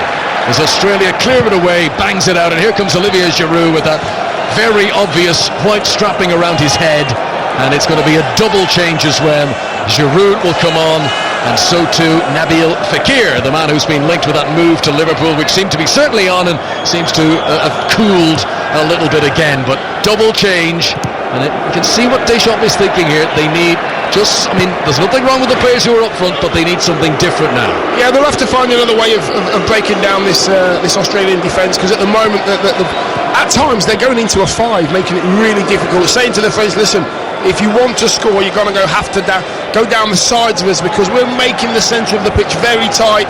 You'll have to beat us with some great skill, or you'll have to cross it in the box where we feel comfortable, and that's exactly what they're doing now. Pavard has it on the right-hand side, rolls it in front of Dembele. Dembele crosses from the byline, and a diving header away by Milligan. And he needed to get to that. Here's Umtiti, steadies himself, shoots, and blocked away by Jedinak. Umtiti, who would love to make amends for that penalty he gave away for the Australian equaliser. That was speculative, it was a long way out, and it's crashed away by the defender. Yeah, he was trying to strike a ball from about 30 yards. He can strike the ball, by the way, with his left foot. Hit Jedinak, and it's one of those that hits you right in the chest, and you think to yourself, right, that hurt. Shall I rub it now or rub it in a minute? I'm not too sure. Do I want to show that it hurt? And he's just doing a few stretches. Right, France have given the ball away cheaply. Unforced error. Hernandez passed too far in front of Griezmann. And so the two Atletico Madrid players failing to combine, and with the break in play, here comes the double change. And look at this, it's Griezmann who's been taken off for France. Olivier Giroud will come on in place of Griezmann. And we'll find out in just a moment. It's going to be Dembele. Dembele will make way for Nabil Fekir. So, having started with Dembele, Mbappe and Griezmann, it's now Fekir, Mbappe and Giroud. Well, for me, Giroud, like him as a centre-forward, always seems to make a difference. When he was at Arsenal, he made a difference, came off the bench. Chelsea, he comes off the bench and he scores goals. I think he's a dangerous centre-forward, and I think it's going to be more difficult now for these two Australian defenders to look after a player of Giroud's class, especially in the air as well. He's an absolute nightmare to mark.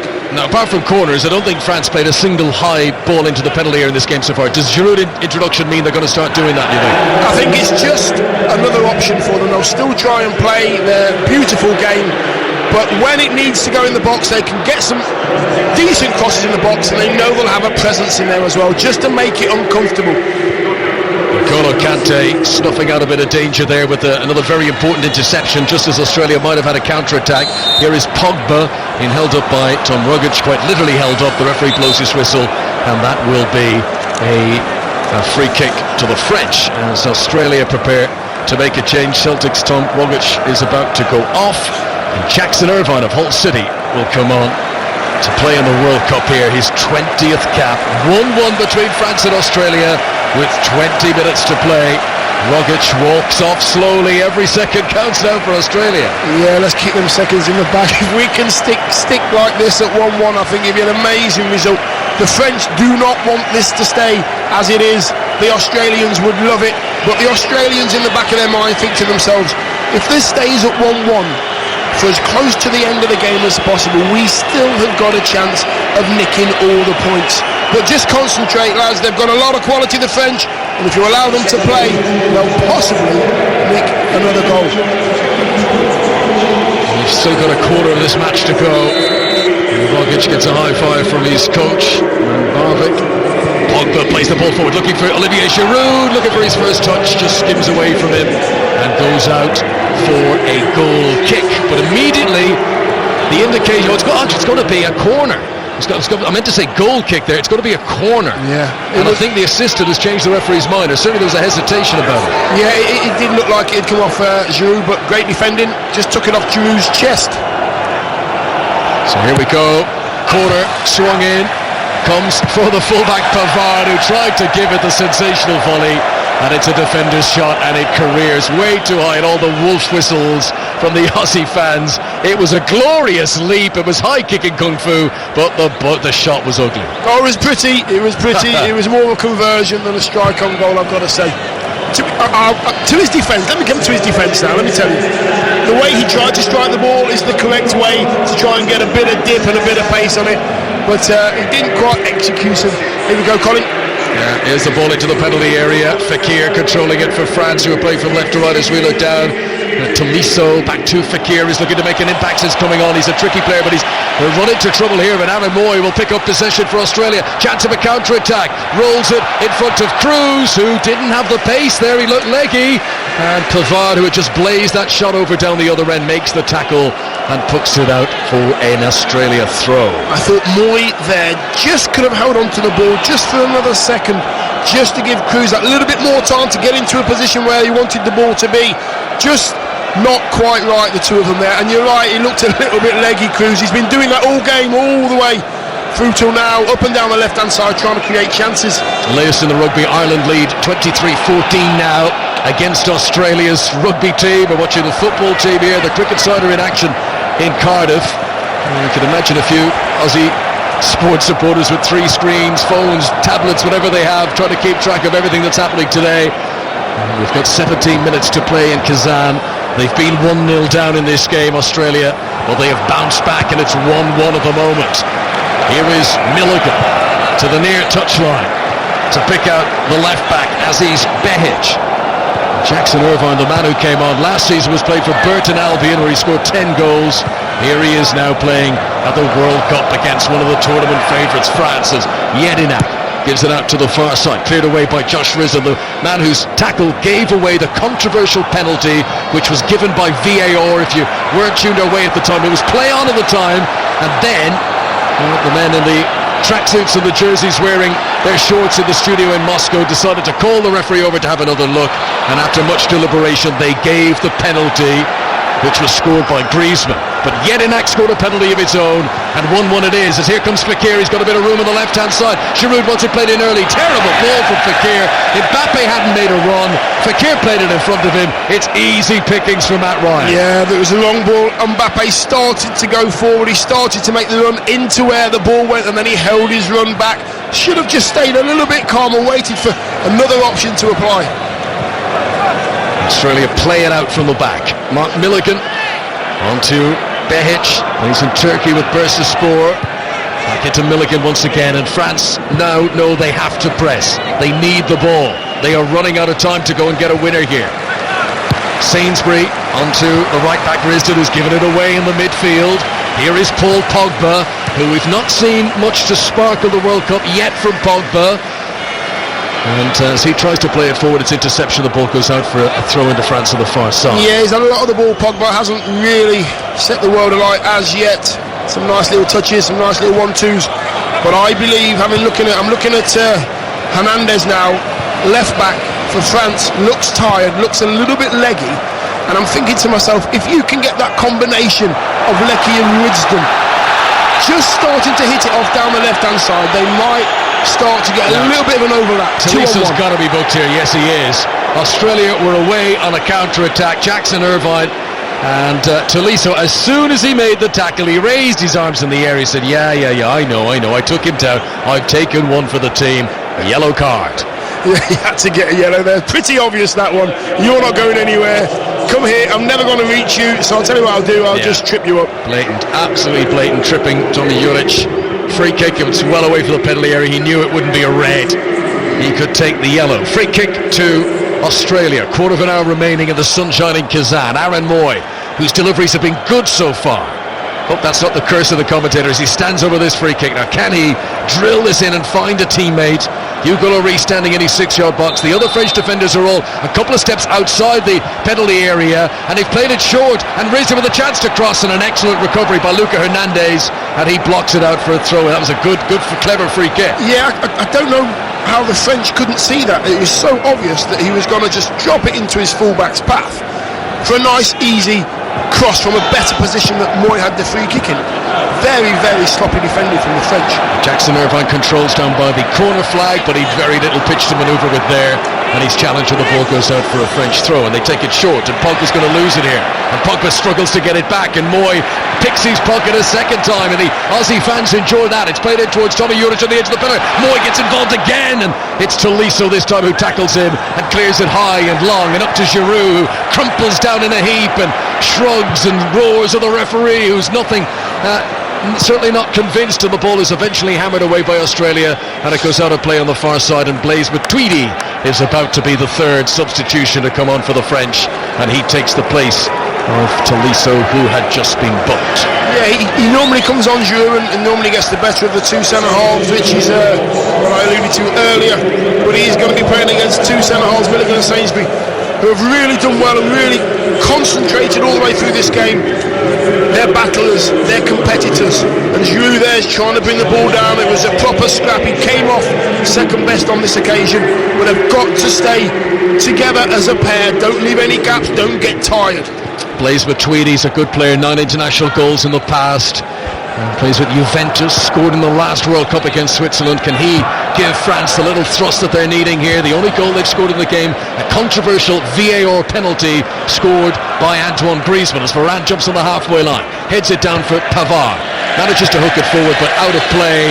Cheers from the Aussie supporters as they're given the throw. I think a quick switch of play now. The Australians have now got to go from this left-hand side, they've got to throw in here right in front of the dugouts. If they can get it down and get it over to the right wing, like I've said before, I do believe that the fullback Hernandez is looking incredibly tired and leggy. If you can get an overlap there, get a cross into the box, could be a way of sneaking a second goal. Don't forget, it's a very busy day of live sport on 5 Live and 5 Live Sports Extra. Here in Kazan, France won, Australia won. On Sports Extra right now, you can listen to the one-day international England against Australia from Cardiff. Coming up at 2 o'clock, Argentina against Iceland. We've got rugby union commentary, South Africa against England just after 4.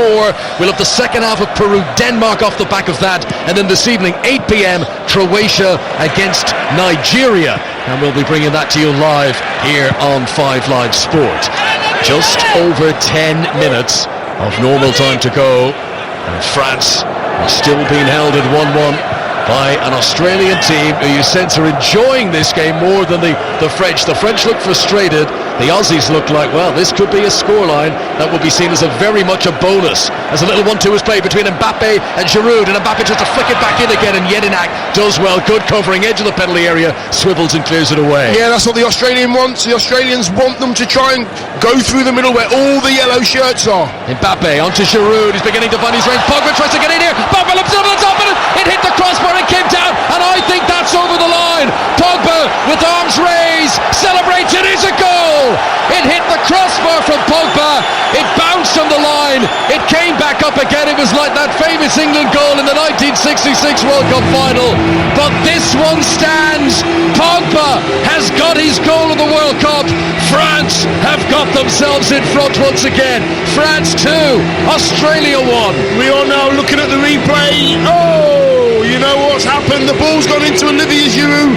Giroud has tried to pass it back to Pogba. Pogba's just got into the Australian box. He pokes it forward as if to say, I'm going to poke it past you and get round you and put it in.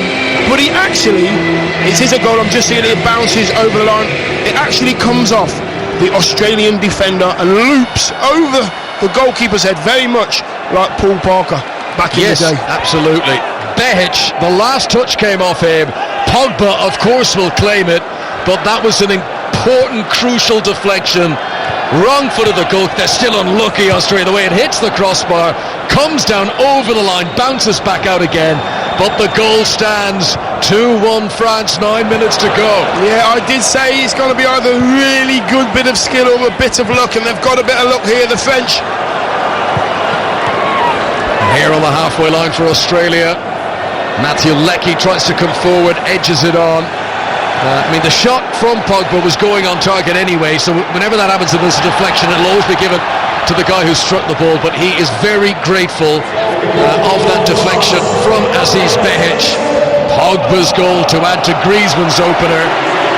They've got about it the hard way, France, but they are heading towards an opening win unless Australia have got a little whip of the tail now of this game. You know, this is where the Australians are thinking to themselves, right, there's two ways we can go here. You can lick your wounds and think, oh dear, this is always going to happen. Or you can say, hold on a minute, we've come back from one down, let's do it again. Let's stick together.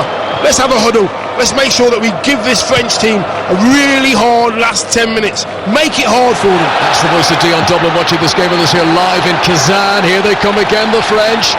Cross from the left-hand side. The defender, Behic, this time gets a header straight up into the air. That invites the goalkeeper, Ryan, to come out and grab it high. And if you weren't with us in the first half, France scored with a penalty. 4 minutes later, Australia came back and equalised. Here come France, Matuidi. Onto Mbappe, great feed on the edge of the penalty area. There may be one twisted turn too many.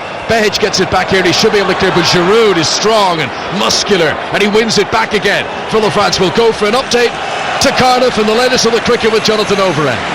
Well, we've just come off for rain. 149 for 2 England. We're in the 24th over. Jason Roy is going great guns. Brilliant 6 over long on a few moments ago. He's 66 not out. With him Joe Root, the test captain, 15. Bairstow out for 42. Hales for 26. We've been playing in light drizzle for an hour and a half here in Cardiff, but the rain has just got that little bit steadier, so an interruption to play. England 149 for 2 in the 24th. Thank you, Jonathan. Australia about to make their third and final change. Daniel Azani, who's their sort of wonder kid, their bright new hope. And that means Tim Cahill won't be coming on. This will be the third and final swap, but it hasn't been made yet.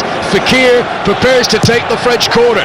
Delivered in left-footed. Pogba nods it onto the front post. Ryan, the goalkeeper, punches. It fell for Luca Hernandez in his less favoured right boot, and he scoops it too high into the crowd. Yeah, that was a definite tired effort by Fernandez. I said his legs have gone. He looks tired now. There's 7 minutes, 6.5 minutes plus whatever the referee adds on. Mbappe now is getting a little bit more freedom. He's now showing some of the flair and the skill that relates to his nickname for the French. His nickname for the French is Donatello, like the Ninja Turtle that we know. Teenage Mutant Ninja Turtles. All the references from Dion Dublin here at Russia 2018. So why is Mbappe getting that space out? Is it that Australia are pushing forward because they're behind? Are they getting tired? Why is he enjoying it more now? He's just getting a little bit leggy. The Australians are getting tired now. They're just out of shape slightly. They're just starting to make silly mistakes. They're not talking as much as they were. They're not as concentrated. And not, it's 84 and a half minutes gone. You are going to be tired. You haven't had a lot of the ball, and you've had to work really hard to get it back. So yeah, that's why there's now pockets of space. Daniel Arzani, by the way, is on the ball at the moment. He's just come on for Australia. He is the youngest player at this World Cup. There's no sort of 17, 18-year-olds this year. He's 19, but nobody's younger than him. They hope for big things for him. He only made his first league start in the A-League, the Australian League, 5 months ago. So he is raw. But Bert van Marwijk, the Australia coach, has seen enough potential in him to put him in the squad, and now when they need something big in the last 5 minutes, he's been brought on to play on the left wing. Yeah, just, let him have a little bit of a free rein, put him in an area where he can hurt the French, see what happens, give him the ball as much as possible. No point in bringing him on and not using him. Give him the ball, give the young man a chance. Good run, Luca Hernandez down the left-hand side for France, but he's outnumbered by Australian defenders. There's a touch in there for Jackson Irvine, and then they pump it forward, but straight to Varane. And France, you would think, would have the wherewithal and the know-how now to see this game out and not do anything silly with 4.5 minutes to be added on. I mean, I think there'll be considerable stoppages, particularly with the VAR delay in that. I think we're looking 4 minutes at least, thereabouts. So there's a long time. There's still the bones of 10 minutes here by the time the fat lady sings. So France have got to be careful and see this out. And obviously another goal would be the end of it. Here is Olivier Giroud, controls with his back to goal. Trent Sainsbury, the defender behind him. Giroud lays it off, tries to lunge onto it again. Sainsbury's recovered well, and then Giroud pushes him on the edge of the Australian penalty area, and a free kick out for the Aussies. Yeah, the French now playing most of the football in their final third. The Australian box, just looking at Kante there and Pogba, just pointing and telling everybody where to go, just to make sure they see this out. Here come the French down the right-hand side with Fekir, and there's going to be a yellow card shown to Behic for holding on to Nabil Fekir, the Lyon captain.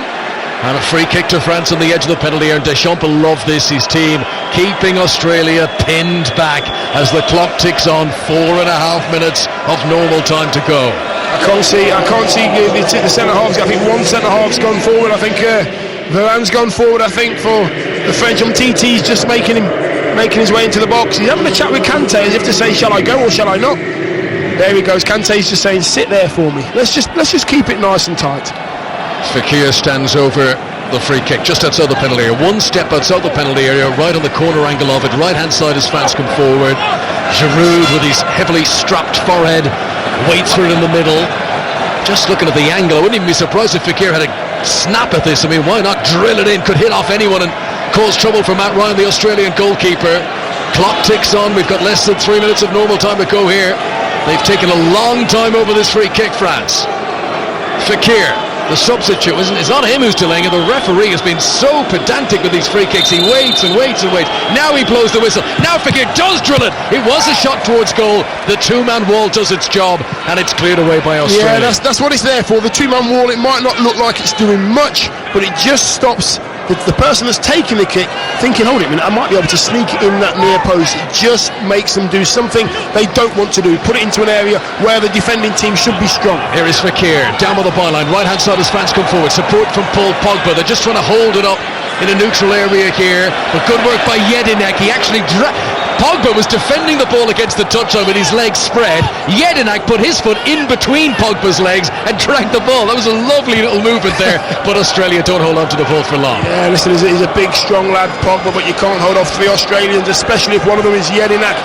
Just gets it, picks his pocket, tries to get Australian on the attack, but they're not. They're still in their own final third, trying to get out.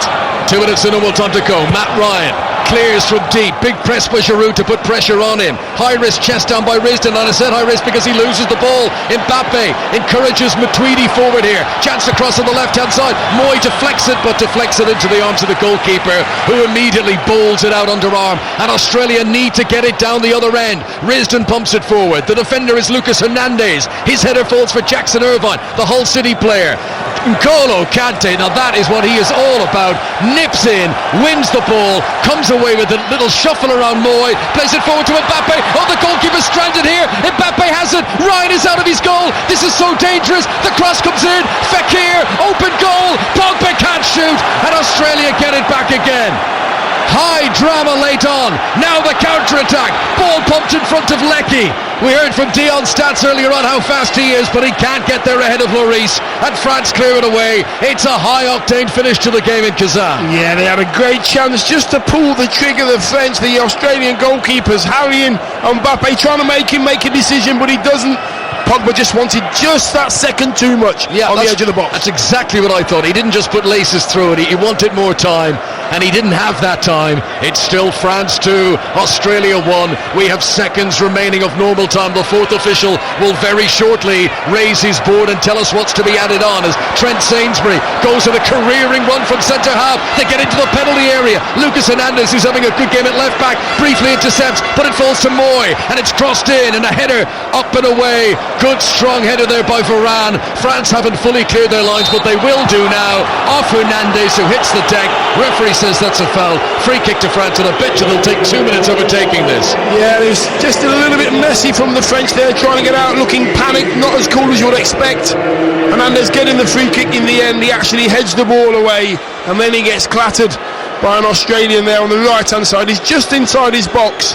They had a couple of good chances there, the Australians. Put the ball into a danger area, get some players in the box. We've only got seconds left to try and get another point. It's a day and it's a weekend in which a lot of the big teams are getting involved. France here. Later on we'll see Argentina for the first time. Tomorrow, Germany, Brazil. And we're all waiting to see, who's laying down the early markers. What would you make of France's performance, Dion? How would you sum it up for people who are maybe just tuning us on this early Saturday kickoff? I think if I was pointing out the strengths and weaknesses, I think the French have got so much quality. Their movement in the first hour was excellent. All the big names getting on the ball, all of them looking incredibly comfortable, wanting to play possession football. Final third hasn't been great by them. That's possibly why Giroud's come on, try and get themselves a plan B, maybe go to the air a little bit more. The French look okay. I've not been blown away. They look okay. So 5 minutes are being added on for stoppages. 5 minutes for Australia to try and nick an equaliser here, but they've not had a shot on target for a long time. Varane forward to Fekir, the substitute Lyon player who's playing on the right wing. Varane has advanced forward here. Jedinak will win it back for Australia. Plays it rather powerfully back to Ryan, who's under pressure from Mbappe here. He's got to come out of his penalty area, and he just about gets it away. Well done, Matt Ryan. He does really well. The Jedinak had to put a bit of pace on it. He couldn't go anywhere else. He actually pinged it to his keeper. If the keeper missed it, it would have gone in. So his concentration levels were very high. Matt Ryan does well. Right foot to left foot, clears it. Sun blazing down. Temperatures getting warmer and warmer here in Kazan. We're mid-afternoon, 2-hour time difference, coming up to 3 o'clock local in this part of Russia. And it's going to be a big day to come. We've had France against Australia here, 2-1 in stoppage time at the end of the match. I'm looking forward to watching Argentina and Iceland coming up shortly. And then more football later on today. Peru against Denmark. They're the other two teams in this group. And then Croatia against Nigeria and their dazzling kit. We're going to get to see that in action for the first time later on this season. I love the World Cup. Love it. Hey, come on, you can't knock it. That shirt, nice pair of jeans, nice pair of jeans and a pair of trainers. They look nice. Well, I'll tell you what. If the entire Nigerian squad has brought as many trainers to the World Cup as Dion Dublin, I will be shocked. Every day he's come down in a new pair of sneakers as the ball is cleared away by N'Golo Kante on the far side. He likes his wheels, does Dion Dublin. We're here for a long time, we've got to change the pressure points on the field. It's like a Imelda Marcos, the amount of shoes that Dion Dublin has brought with him to Russia. Here come Australia. Is there to be a late twist? Risdon sounds a little dummy in the far. He's into the penalty area. Left-footed dink, headed down by Umtiti.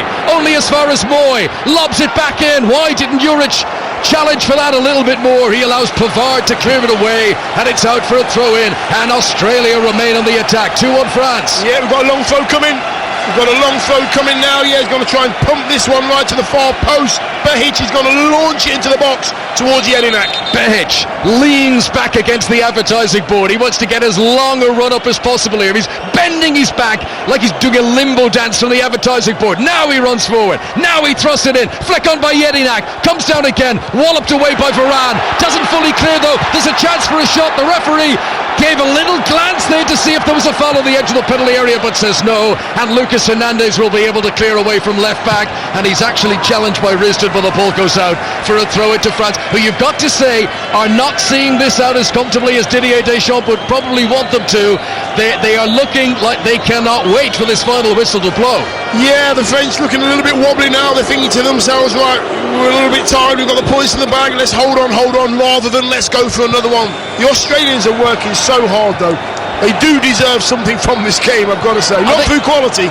This was always going to be the most difficult game for Australia. They'd have said anything we get for this is a bonus. Next up they've got Denmark and Samara. Their final group game is against Peru.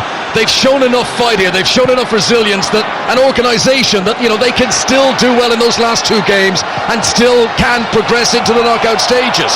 It's going to be a good group, this one, Group C. There's a foul on Pogba on the halfway line, and he is down, and he's going to use up as much time as he can. Lecky's also down on the deck, and this will just eat into the clock. We have now played the 5 minutes which were being allotted on at the end of this game. France 2, Australia 1. If you tuned in the latter stages of this game, Griezmann scored first. That VAR penalty to put France 1-0 up. Jedinak got a penalty of his own just 4 minutes later. And then it was Pogba's shot that deflected off Behic, but it'll go down as a Pogba goal. That hit the crossbar, came down over the line, bounced back up again, and that's the winner! Because it's all over, the final whistle blows, and France have made not the most convincing, but all the same a winning start to France 2018. Dion Dublin. Yeah, points in the bag. Job done for the French. They made hard work of it. It was made hard work because the Australians were organised. They concentrated very, very hard. They did exactly what their manager wanted to do, apart from get that point, which I think they were looking for. That little bit of sprinkling of quality from the French just nipped them at the line. Well, we've certainly got ourselves a talking point with that VAR penalty. I've just been sort of perusing some of the social media. Some people convinced it's the most non-controversial penalty, but it's a blatant penalty, and other people thinking that a complete travesty has occurred here. Plenty of talking points, but the win is for France. They have beaten Australia by 2-1.